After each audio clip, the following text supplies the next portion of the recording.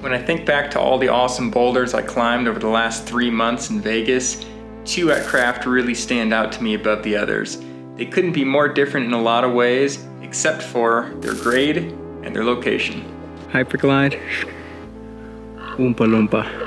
Hyperglide is tall and scary with a few easy opening moves on jugs in the overhang, and then right into a 3-move crux and a tall, heady, but easier top out. Oompa Loompa is a little wrestling match down low on this blob of a boulder until you get your beta figured out. And today I'm gonna walk through the micro beta that helped me send both of these boulders. The first crux move on Hyperglide is pretty ridiculous and has shut down a bunch of strong climbers. After trying a lot of options, I settled on the static approach, which took about a session and a half of stretching my left hand upward to finally grab an edge. But now your whole body is like off now I'm axis. all just hanging on this one edge. It's interesting, you kind of used that slightly lower edge. The side pull just below the crimp, paired with tilting to the right, helped me maintain body tension and gain those last couple of inches. Yeah. I was, my last 5 attempts, this is my second session. Yeah. I was like 1.5 inches short and not making progress until I did that. By my 3rd or 4th session on Hyperglide, I found myself barely having to use the side pull at all. I focused on hitting the right body position before releasing the left hand. Let me show you what I mean. A lot of people use this hand and this foot. I found the wider variants fit my body type a bit better. There's a few things I focus on to make sure I hit the right position. First, I try to get my left knee as close to my left hand as possible. Next, I try to get my right shoulder as close to my right hand as possible. And finally, I use both hands to push my hips up as close as I can to the rock, which usually resulted in a toe hook with the right foot below. Dude. When I'm in the proper position, I have time to feel around with my left hand and make sure I grab the best spot, which I found was a little further right than you might think. Come on! Dude, so close. Come on. Yeah. And that brings us to crux move number 2. I found the best way was to maintain the position from crux move 1 as closely as possible, but gain the extra few inches needed by bending my left arm and dragging my right leg to maintain tension. Eventually I do that with a straighter leg, but for now any tension will do. Dude, yes, come on. Come on. Keep it together, Justin. Yes, dude. Come on, go for it. Come on. I just felt it slowly slipping, buddy. Hold it. Come on. Come on. Come on. Come on. Come on. Nice, dude. Come on. Oh! Damn it.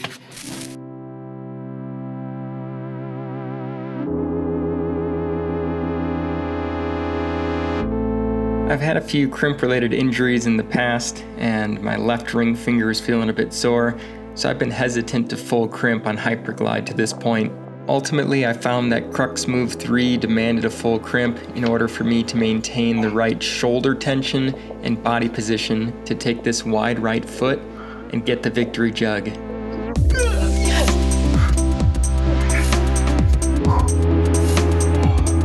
And I promise it's a jug. I've seen a bunch of people try this problem, most of them getting shut down on crux move number 1, but of the 6 or 7 I've seen send it, nobody has fallen after hitting the jug.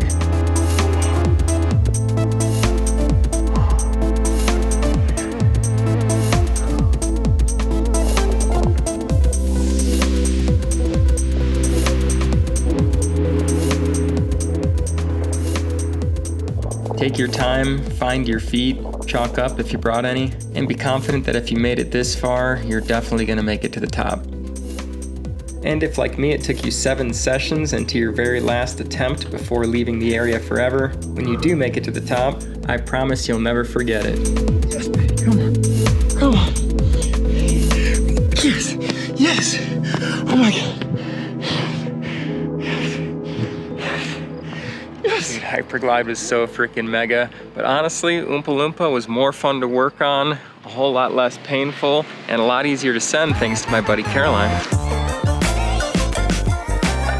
Your first session on Oompa Loompa may look something like this. Slapping around on slopers with your hips caught underneath the roof, always a few inches short of the better holds above. Thinking to yourself, these holds are all here, why can I not put this stupid little climb together? But it's not a stupid little climb, it's awesome. And thanks to some trial and error and YouTube research by Caroline, we quickly realized the importance of foot beta that gets your hips out from under the roof, allowing you to more easily move upward. But the opening sequence is definitely all about the knee bar. I like taking the left knee bar and flagging through with the right leg. This really releases the hands and allows them to move around to the right. Notice how Caroline leads with her right heel to help pull her hips around. There's a few working options for the hands, but the foot beta to me seems very important to make this problem feel easier. And now this is the most important position to hit. The right heel hook pulls the hips in and to the right, and the left toe pushes the body upward, allowing for an easy grab of a better right hand hold above. With this beta figured out, it felt about V3 to me and Caroline.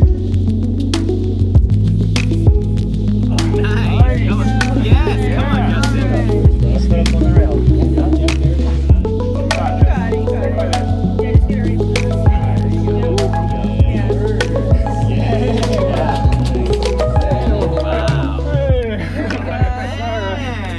Dude, what beta did you use? The send beta. The send.